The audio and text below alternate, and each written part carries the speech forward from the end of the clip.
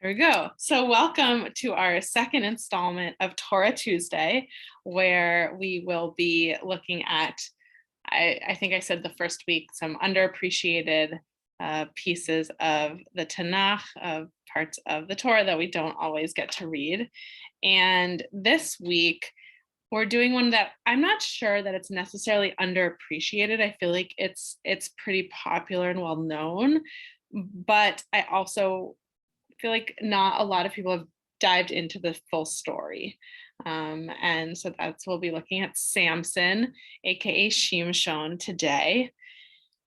And yeah, I got really excited. So there's a lot of text on the source sheet, and I'm not sure we'll make it through it all, but just there's so much rich stuff in the story of Samson, and just a really interesting guy, I would say, if I have to sum it up. And here, so I'll share my screen as usual, but since there's a lot of text, if it's easier for you to kind of follow along on your own computer, there's the source sheet, but you don't have to worry about clicking it if that's not a thing that you want to do. I will have it up on screen's share so we can see. Yeah, so we're going to go through a little bit of the life of Samson. There are kind of several vignettes in his story, which is in the book of Judges, which is the book before Samuel. So if you're here last week when we were in the book of First Samuel.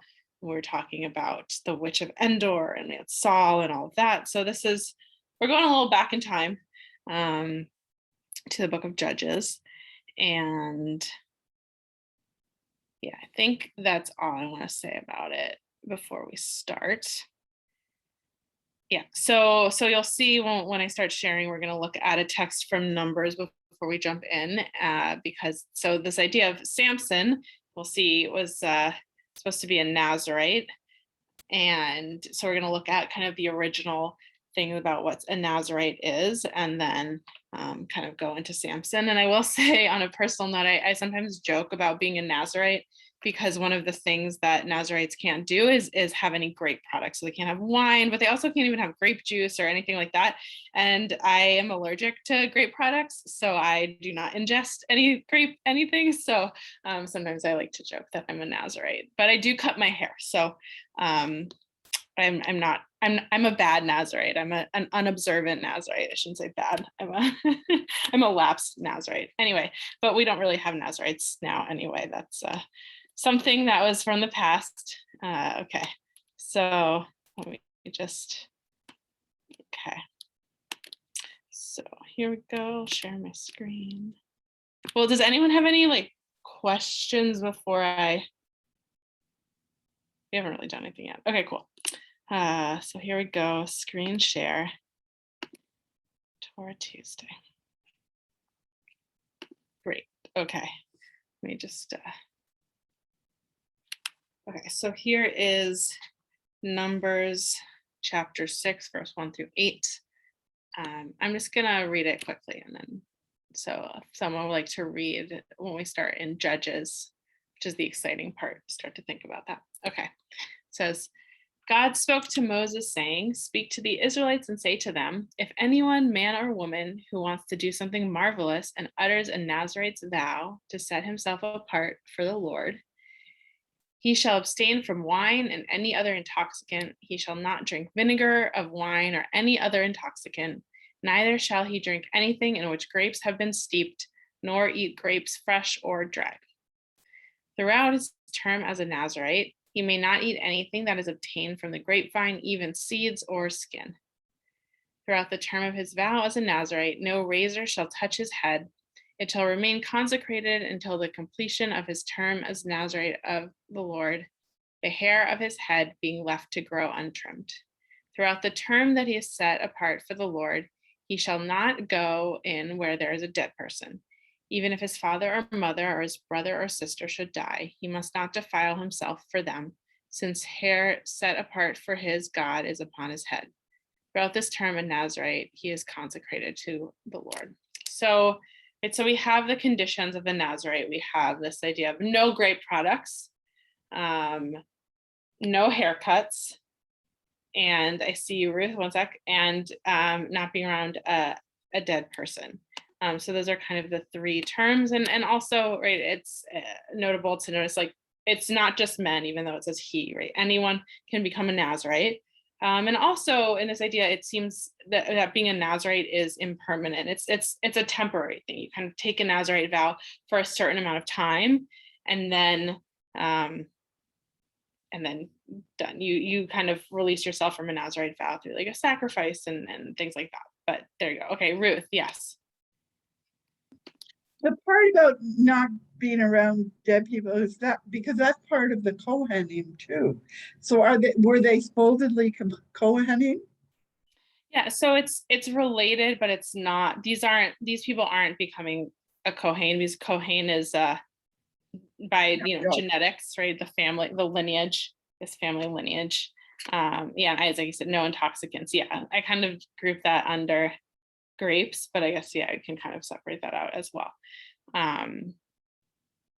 Yeah. So I think that this prohibition against being around dead people is coming from like a similar vein of this idea of it being kind of like impure, and if you're supposed to be serving God either through being a Kohen or through being a Nazarite, you don't want to kind of ritually contaminate yourself. Okay, so there we go. So that's kind of the original Nazarite layout, and then we'll look at what it is for Samson. And so this Rabbi, who determines the time, and wasn't Samson a lifelong term? Yeah, so in the biblical understanding of being a Nazarite, it's kind of a personal thing. So the person, as it says, sorry, I'll just go up here, right? If anyone, it says here, if anyone, a man or a woman, wants to do something marvelous and utters a Nazarite vow. So it's kind of they're taking on this additional thing to, help be like a little bit more holy. So it's a choice, it's an individual choice by the individual who decides to become a Nazarite. And yeah, so we're going to see, I don't want to go too much into Samson's situation because I want us to read it first. But yes, Marion, you're on the right track. So that's a good question to think about.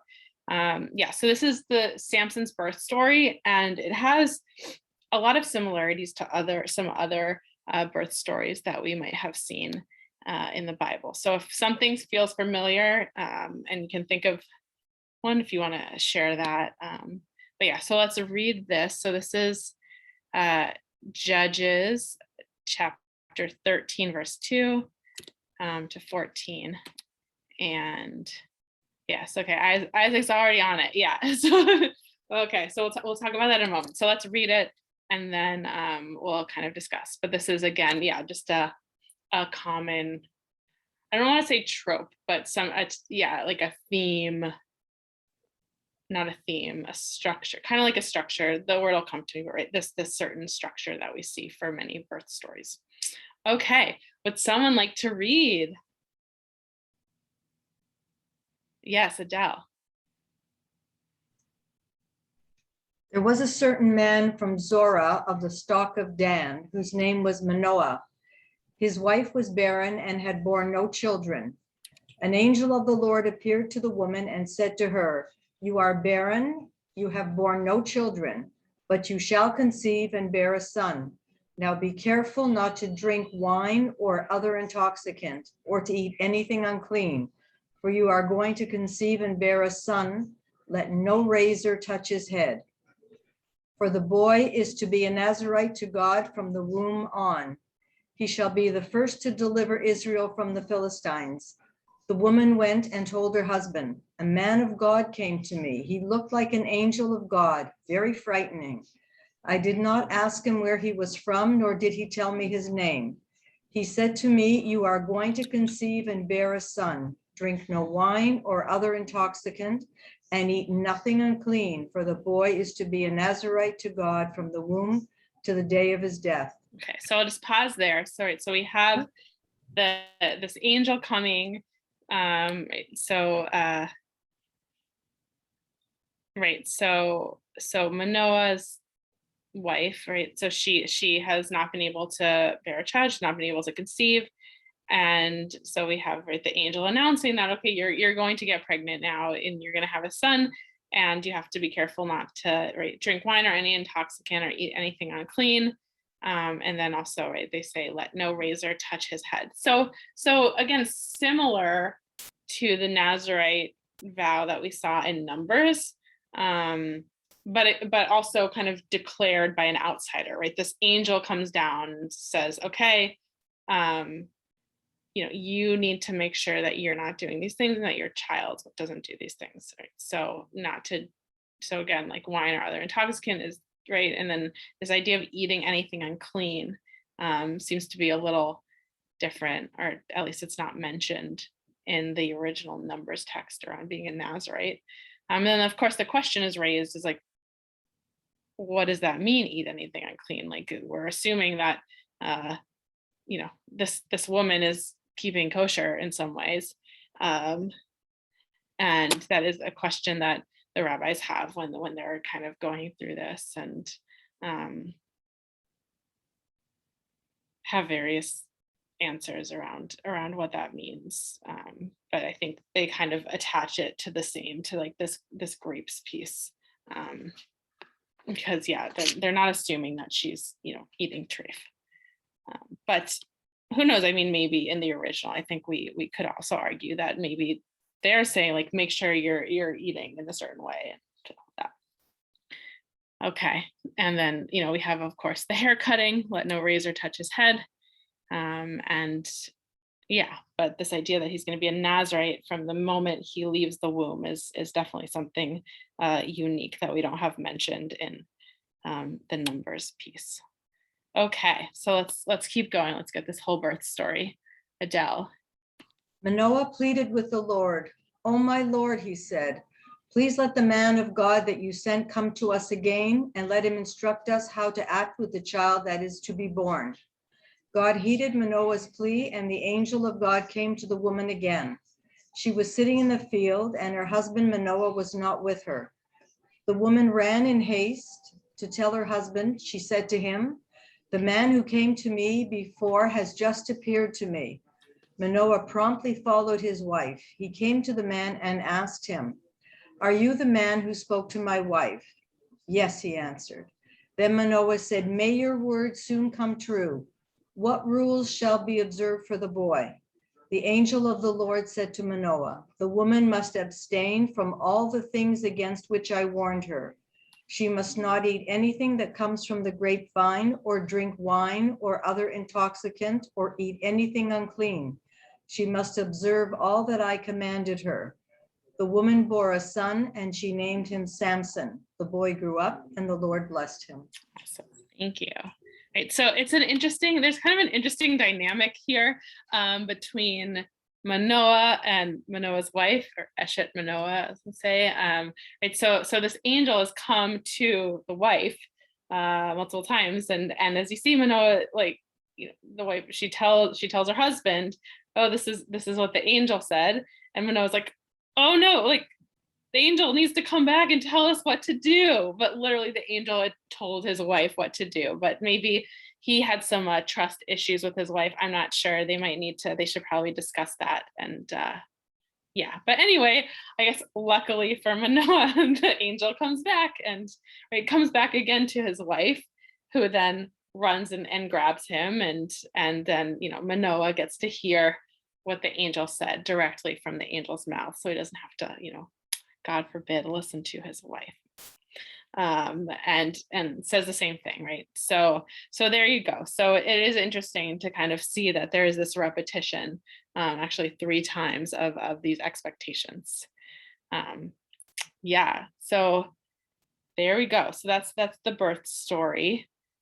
I think Isaac, you put a chat. So when I asked you when we were reading this to think about some of the similar birth stories that we've seen, and Isaac, you said Samuel and Sarah. So Samuel, to give us all a refresher, which actually we'll get one soon, because we read about the birth of Samuel on Rosh Hashanah. It's with his mother Hannah, who also is having trouble, is suffering from infertility, and she prays for a child, and then she finds out that she has a son, and she also promises him to temple service, right? So there is this kind of similar idea there, that they're kind of, this child is like set aside for service to God in some way.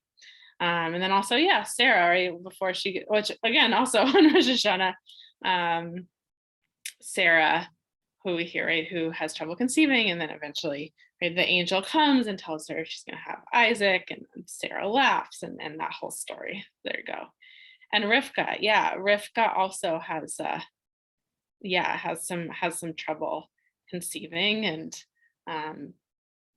so there's like there are definitely a lot of stories that have these kind of similar kind of similar vibe there. And cool. Any here, I'll stop the share for a moment.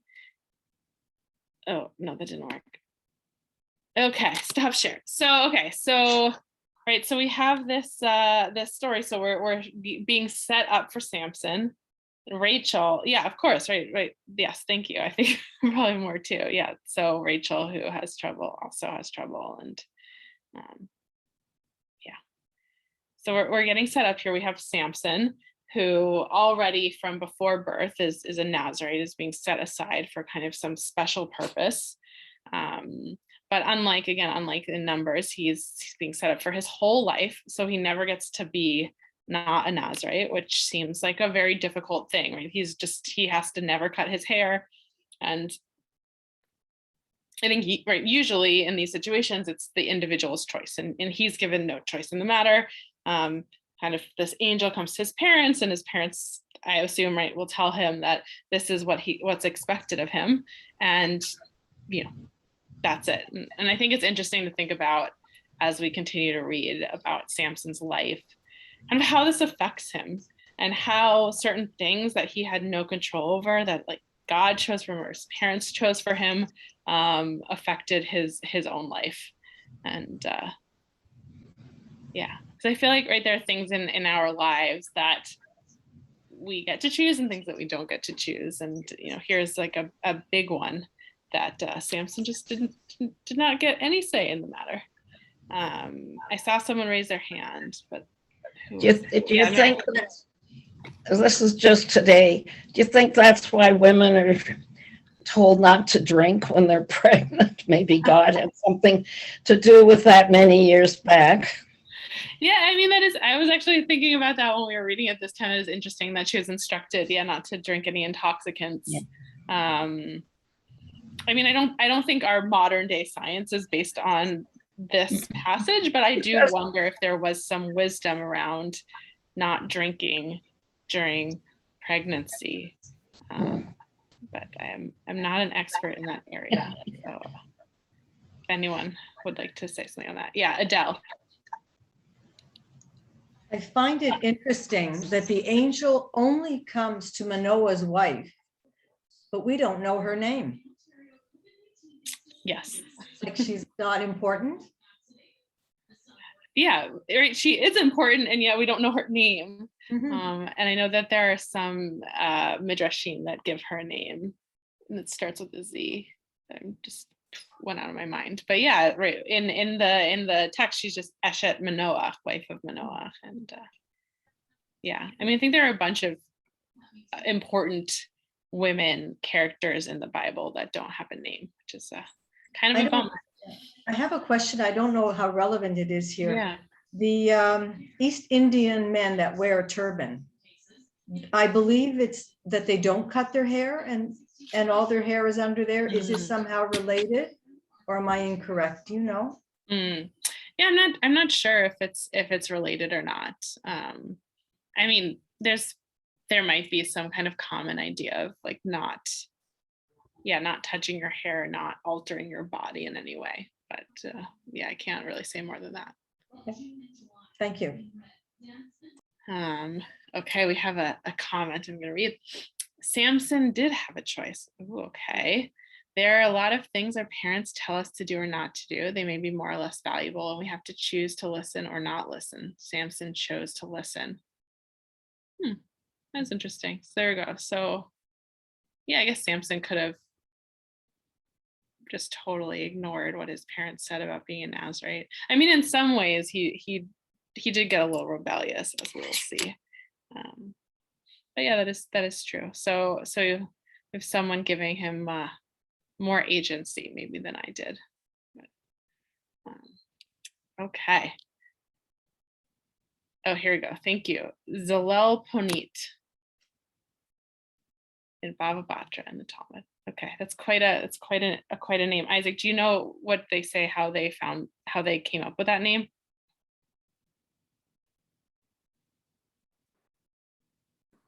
No, I just looked it up now. Oh, okay. So Cool. it's not like I had it off the top of my head, and I haven't read Baba Batra recently. Okay. So There you go. So the rabbis gave her a name, but in the Torah, she's just Eshet Manoah, unfortunately. But I guess it's, reflecting a reality of that time. So there we go. Okay, so we are going to continue with our story. Hold on, I'm gonna have to decide. Okay, so great. So yeah, so I think just one question I thought that it would be nice to kind of think about as we read. We're about to read a bunch of stuff. Is what we learn about Samson's character and him, the way he is, and who's to blame, and kind of this idea of, does he have, how much do you have a sense that he has agency? Is he kind of set up to fail in a way, or what's happening here? Okay, so we're about to do, so we have two other vignettes. So we have this one, and then we have kind of the famous Samson and Delilah one. And so this is before all of that. And would someone else like to read?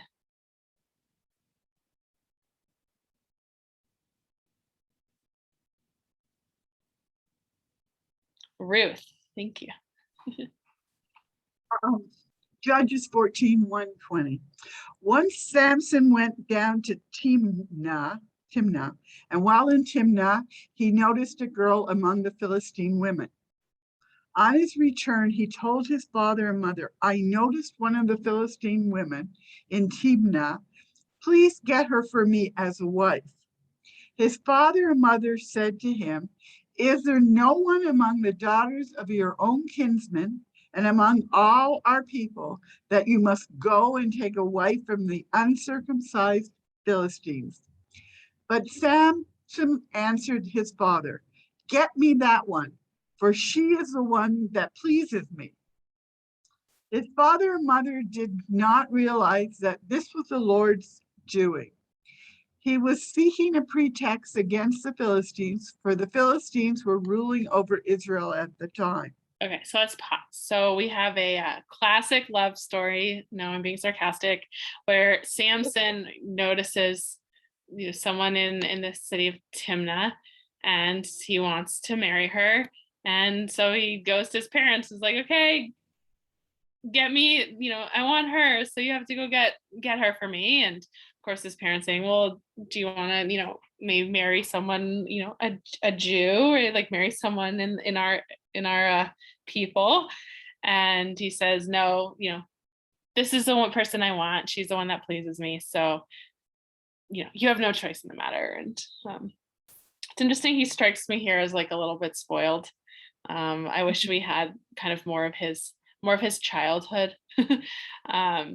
But he's very unwavering. This is what he wants, and he's not going to let anyone stop him from getting it, which I think is something that we'll see a few more times. And then we have kind of this backup in verse 4, right? This almost like explanation of behavior that actually this isn't Samson, being spoiled, or Samson being, whatever. This is actually God is working here in mysterious ways, that God is looking for a way to kind of attack the Philistines, and this series of events is going to lead us, or not lead us, lead the Israelites to be able to seek revenge on the Philistines. So there's kind of, again, this like greater plan. Samson's almost at the whim of some kind of greater plan here. Cool. Let's keep going. So Samson and his father and mother went down to Timnah. When he came to the vineyards of Timnah for the first time, a full-grown lion came roaring at him. The Spirit of the Lord gripped him, and he tore him asunder with his bare hands, as one might tear a kid asunder. But he did not tell his father and mother what he had done. Okay, pause. Right, so we have this again, this very dramatic of a lion coming to him, and Samson with his bare hands, we're getting, proof of his strength. With his bare hands, he rips this full-grown lion apart like you might do to a baby goat. And he did not tell his parents what he had done, which is an interesting aside here. That's going to come back later, and kind of wonder what that means, like why he didn't tell his parents what's exactly is going on here. But we can keep thinking about it because it's going to come back in a moment. Okay, I will scroll up, and Ruth, you can keep going. Then he went down and spoke to the woman, and she pleased Samson. Returning the following year to marry her, he turned aside to look at the remains of the lion. And in the lion's skeleton, he found a swarm of bees and honey. He scooped it into his palms and ate it as he went along. When he rejoined his father and mother, he gave them some, and they ate it. But he did not tell them that he had scooped the honey out of a lion's skeleton. Okay, so pause. So we killed the lion. They go back the next year. Right? It's how it worked. There's like a betrothal, and then the next year they have the marriage. So when they go back, this lion obviously the corpse has rotted, and a beehive has grown in the lion's corpse, and there's honey there. And so Samson takes it and eats it and gives some to his father and mother, but he did not tell that it came from a lion's skeleton. And when I was thinking, I tried to find some commentary on this, and I was unsuccessful. But I feel like it's connected to this idea of eating something unclean. Because you do have, honey is kosher and good to go, but the fact that it kind of came out of this dead lion, literally treif means like ripped. And so literally this is like the definition of treif is this animal that's been ripped. And yeah, so it seems like that there's a little bit of rebellion here of, maybe wouldn't it also have some like flies and other kind of bugs? And yeah, potentially. It could be, or if it's been a year, the flies, all of the gross like flesh parts might have been cleared away, so it's just kind of bones, so there wouldn't be anything for the flies to get at. But yeah, it seems like Samson here is trying to kind of bend the rules a little bit in a way. Yeah, I don't know. What are other people making of this?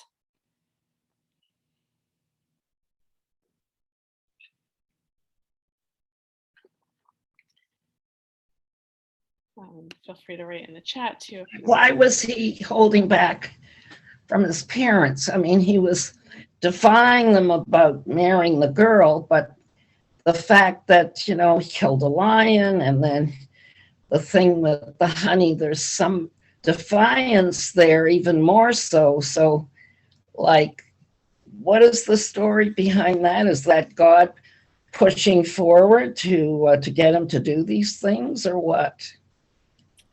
Yeah, I'm not sure. I think that there are multiple ways to read this. Definitely. Yeah, and then someone who says, I think it's just a setup for the riddle. Yeah, so we'll see there's a riddle in a moment that the answer is this lion with the honeybees.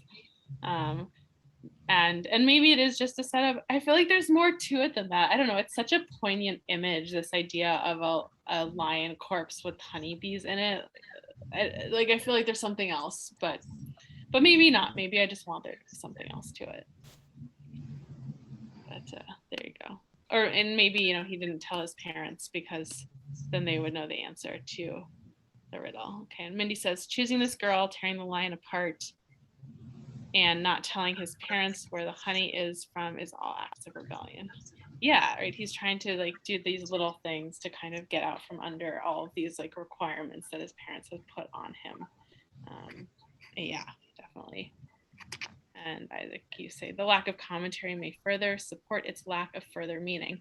Maybe, or maybe I just wasn't looking in the right place for the commentary, but usually I can find it. So maybe, yeah, maybe the rabbis were like, we're not gonna like delve into this. But I almost wonder if it was something during those times where this was somehow significant or some kind of image that appeared in other places, but maybe not. So there you go. Okay. So Want me to go on? yeah, so you can keep going. So his father came down to the woman, and Samson made a feast there, as young men used to do. When they saw him, they designated 30 companions to be with him. Then Samson said to them, let me propound a riddle to you. If you can give me the right answer during the 7 days of the feast, I shall give you 30 linen tunics and 30 sets of clothing. But if you are not able to tell it to me, you must give me 30 linen tunics and 30 sets of clothing. And they said to him, ask your riddle and we will listen. So he said to them, out of the eater came something to eat. Out of the strong came something sweet. For 3 days they could not answer the riddle. On the 7th day, they said to Samson's wife, coax your husband to provide us with the answer to the riddle, else we shall put you and your father's household to the fire. Have you invited us here in order to impoverish us? Then Samson's wife harassed him with tears, and she said, you really hate me. You don't love me.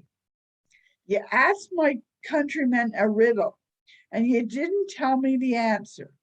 He replied, I haven't even told my father and mother. Shall I tell you? Okay, so I'll just pause for a moment just to make sure we're all on the same page, right? So we're at this, soon to be wedding feast, and Samson's okay, here, I'm going to give you a riddle. Because his riddle, out of the eater came something to eat, out of the strong came something sweet, which we know is about the lion with the bees that we just saw. And the men are trying to figure it out, and eventually they go to Samson's future wife and say, okay, you got to help us out here. We don't want to be on the hook for 30 linen tunics. That's expensive. So you need to figure out, you need to get your husband to tell you what the riddle is, so then you can tell us. And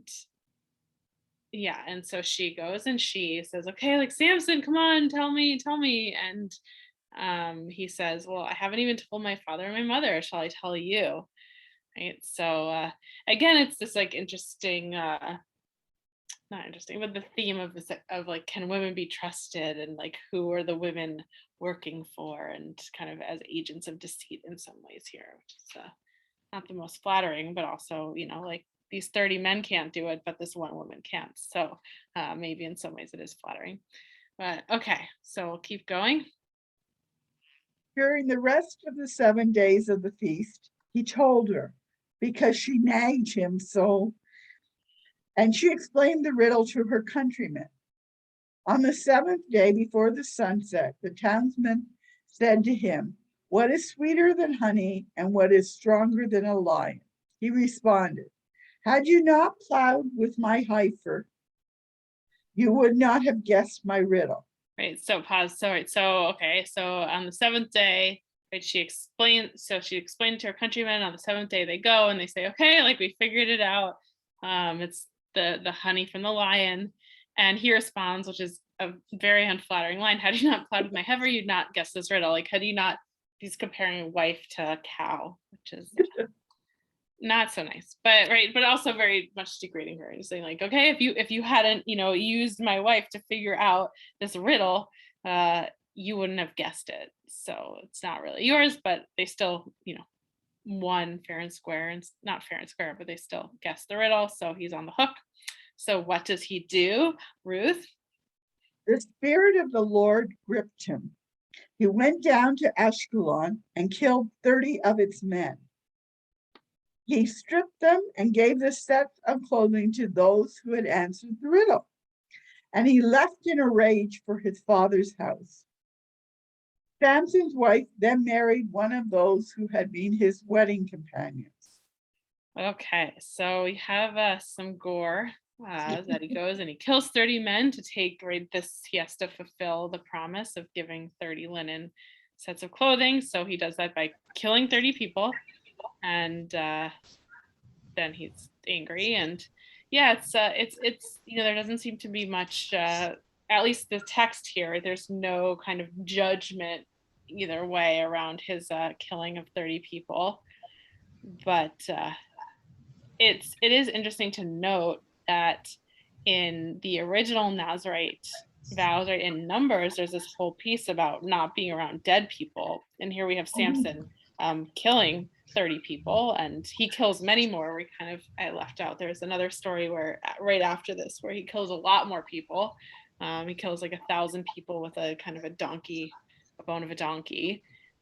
So yeah, it's kind of a slightly altered version of a Nazarite, where he can't cut his hair and he's not going to have these intoxicants, and yet he can kind of be this like killing machine in some ways. So, yeah. But isn't this similar to the story with when Dinah was raped? I mean, yes and no. Like, I can see the similarity being that some people killed a bunch of other people. But here he's not really trying to defend the honor of his wife or anything, and her honor hasn't been defiled in any way. By calling her a cow?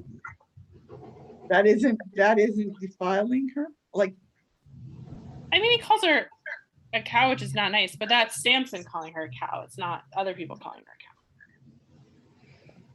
Yeah, but then something happens and she remarries, right? This is something I never quite understood, right? So I don't think she liked being called a cow either, and she moved on.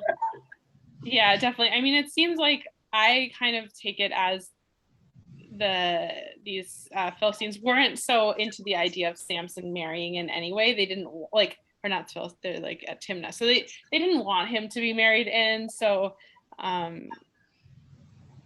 yeah, it just seems like she was married off to someone else because they didn't want to marry her off to Samson. They were already married. And then he just walks away from her. He's doing so many bad things. There's no end to his behavior. It's terrible. Yeah, it's pretty bad. And he does come back, I think. Yeah, I just want to make sure. Yeah, so he does come back after like a year later to try and gather his wife and say, okay, like, you're mine. And then he finds out that she's been married off, and he gets into a rage and goes on a killing spree. So this is kind of part of this series of events that leads to a different killing spree. But yeah, it is. Okay, hold on. Sorry, I have some chat things I want to catch up on. Okay, so Eric said from earlier that there's a hint of hidden knowledge. His parents had hidden knowledge that they gained from their encounter with the angel. Samson also created hidden knowledge of his now, right? So yeah, and I think this was when we were talking about him not telling his parents, but then there's also the hidden knowledge of the riddle.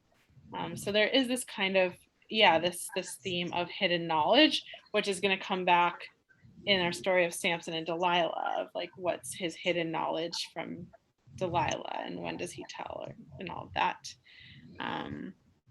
And yes, does anyone address the statement that Samson went on this killing spree while the spirit of Hashem gripped him? What probably, is the, I didn't see it, but yeah, this idea of what is the significance of 30 people, companions? Like I can see a wedding, maybe having 10, making $1 million for having before the wedding, you get together, the men are separated, but why 30 people? Yeah.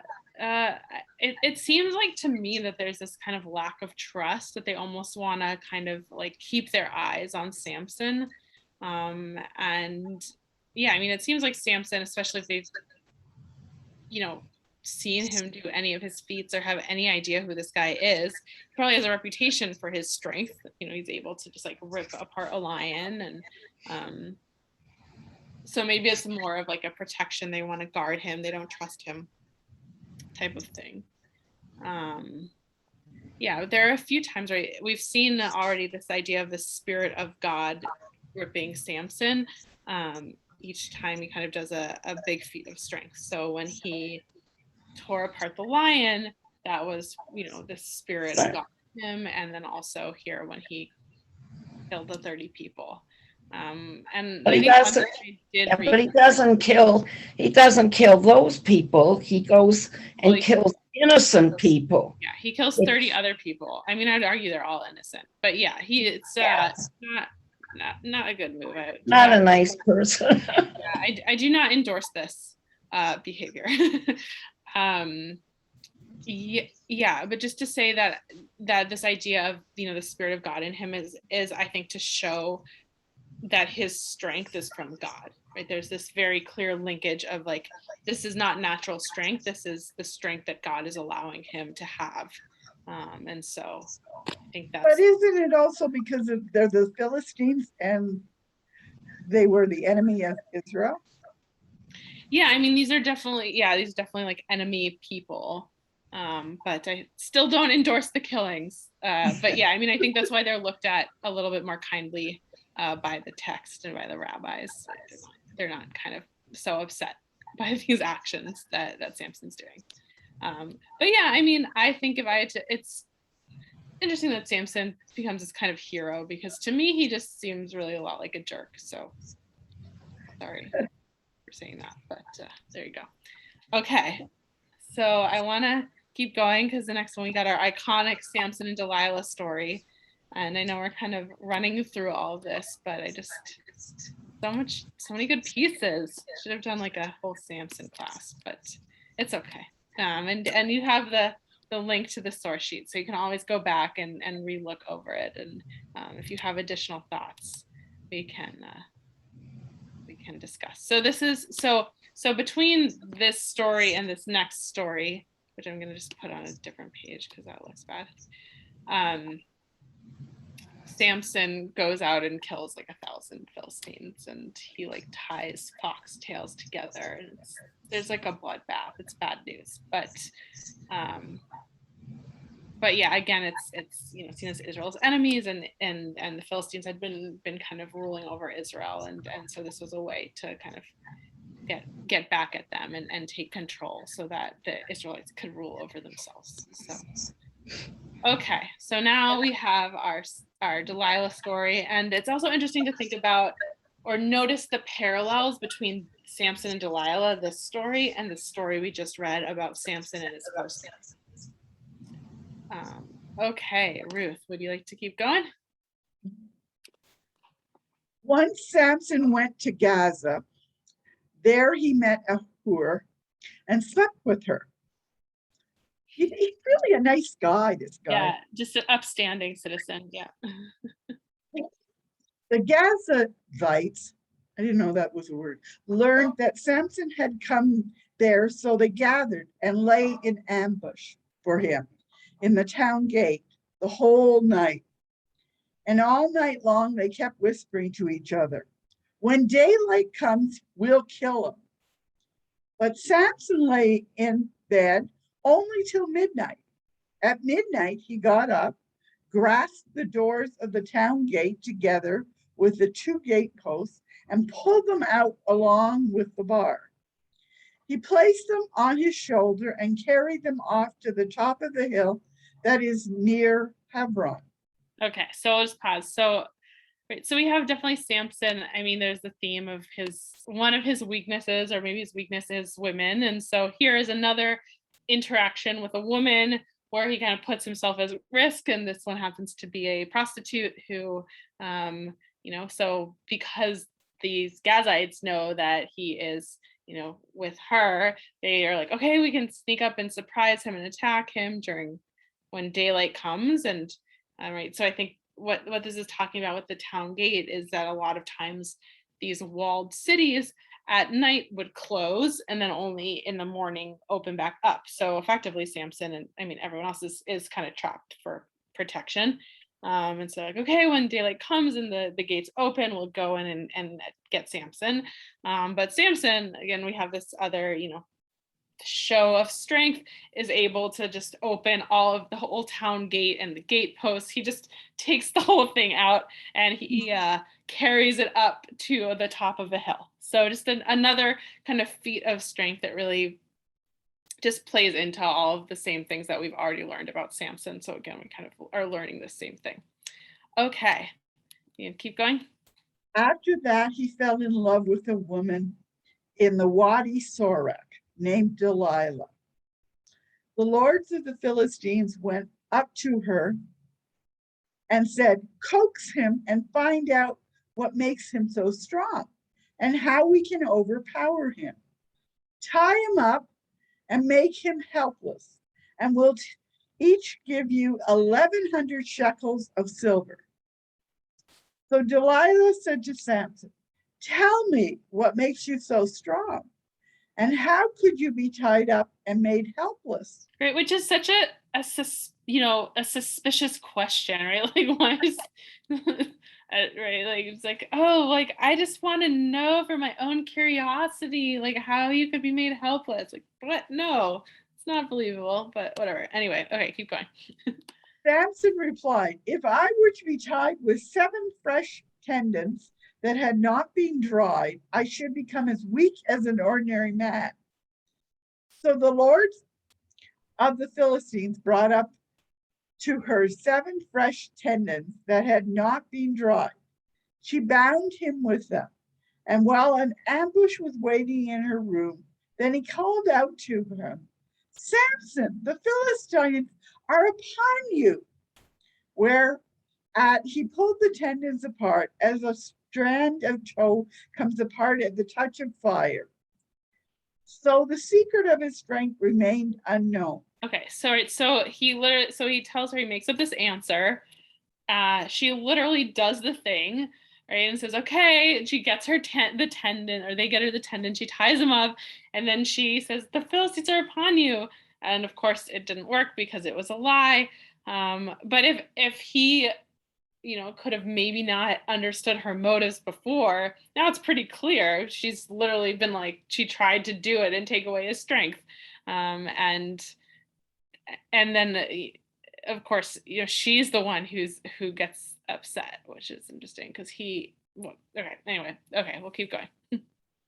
Then Delilah said to Samson, oh, you deceived me. You lied to me. Do tell me now how you could be tied up. He said, if I were to be bound with new ropes that had never been used, I would become as weak as an ordinary man.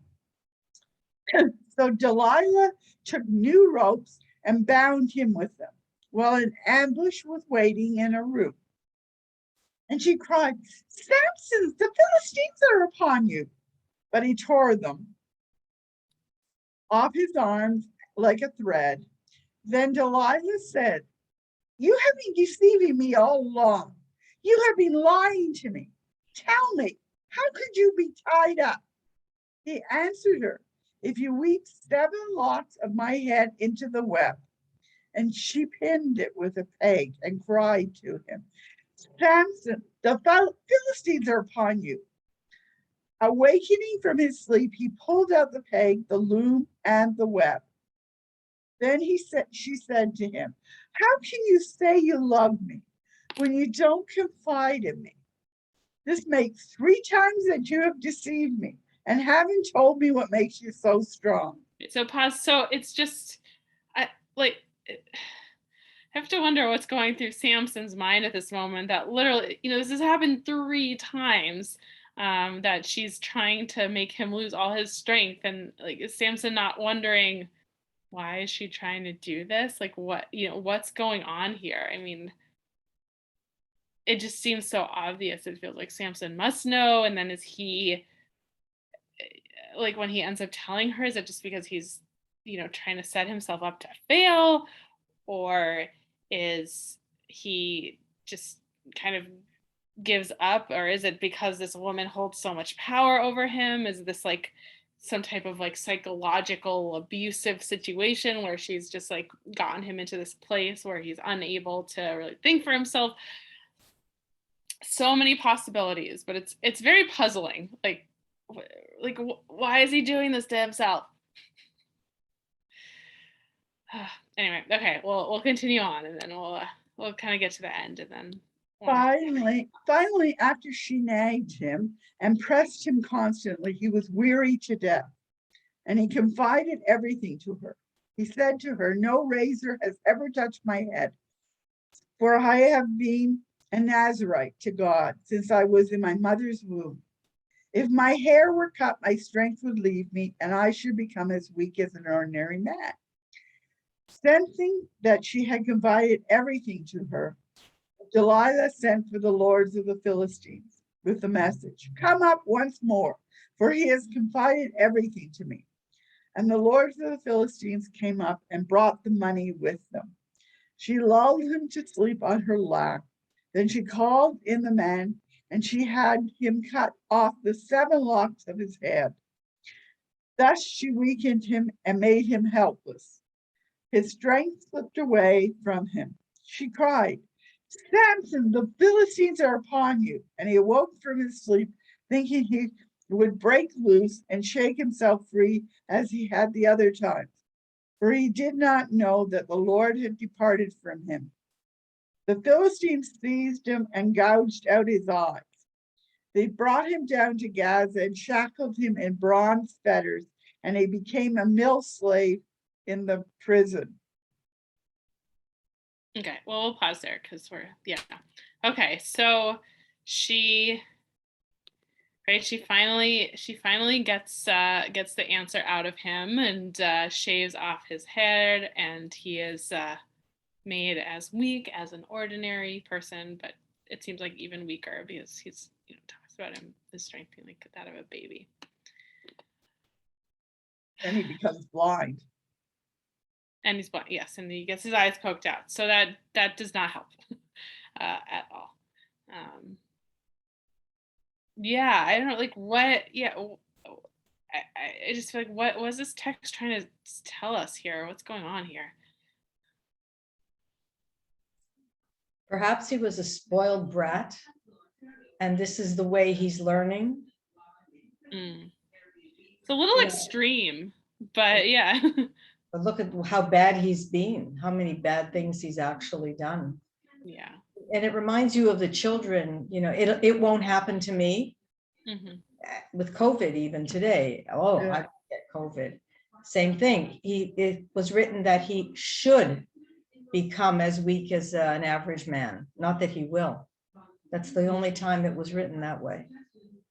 So this idea that he's like, I'm so strong that actually, I can tell the secret to my strength. It's not going to happen to me. I'll still be fine. He didn't believe it. Yeah, that feeling of invincibility, which exactly makes sense that he would have, because he's killed 1,000 people with an ox bone. So yeah, but of course, no one's invincible.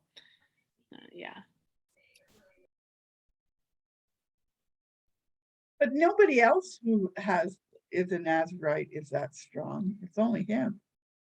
Yeah, it's definitely not a normal feature of being a Nazarite that, you get superhuman strength. That's related to a comment that Eric just wrote. It's surprising that his strength seems to actually be connected to his hair, because really his strength comes from God. The hair is just a symbol. It seems he abused his relationship with God. Yeah, it is interesting, is like is the hair a symbol, or is the hair the source of the strength? And yeah, it seems like you could argue for both, because in some ways when he told Delilah about the strength being in his hair, maybe that represented him kind of going against God in some way, and so God's like, okay, like we're out of here. Or you could say, well, it actually is his strength, because it gets cut off and he loses his strength, and then as his hair starts to grow back, he regains his strength. And at the same time, in the other category, right, like when, and we're not going to read it because we don't have time, but just the idea that when Samson is taken to the Philistine temple and he ends up, pulling down the walls or the pillars of the temple, he gets that strength after praying to God. And so yes, his hair has started to grow back, but also again we have God in the mix. And I will say that it is interesting, because when we look at some of the things that the Talmud says about him, I mean, they say some not nice things about him, but they also talk about how Samson ruled Israel. He was a judge over Israel for 22 years. And so in some way he's seen as this like ruler, and it even says, sorry, I'm just looking for it, that he like judged his people, and he was so nice that he didn't even ask any of them to even do so much as move a stick for me from one place to the other. So he's like, so in some ways this text, he's painted as this jerk, but then maybe later the rabbis try to redeem him a little bit and say, well, actually he was like a nice ruler, which I don't know how you get that out of these texts, but they do. Yeah.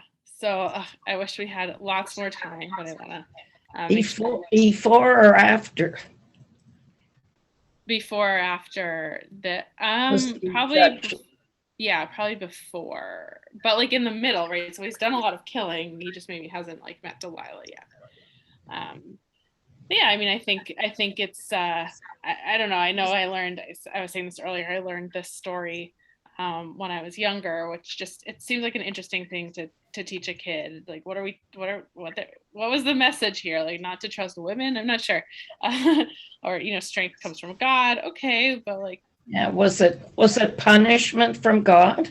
yeah, but again, like, I don't necessarily want to like teach my kids like you have to be obedient to God or get punished, right? So, but that being said, it's a really interesting story, and I think something to also ponder around, right? What is was this all predetermined, or how much agency did Samson actually have, and where is he trying to assert his agency, right? Maybe him telling Delilah was actually him trying to assert his independence and say like, no, I don't want to be this Nazarite and this thing that my parents have made me be, or maybe it's something else. So lots of things I will leave you with to ponder. And yeah, thank you all for being here. We'll do our third installment of Torah Tuesday next week. Okay, gotta go to Some of you at Minyan. Gotta go to Thank you very much. Good night. Well, we'll see you later. Thank you.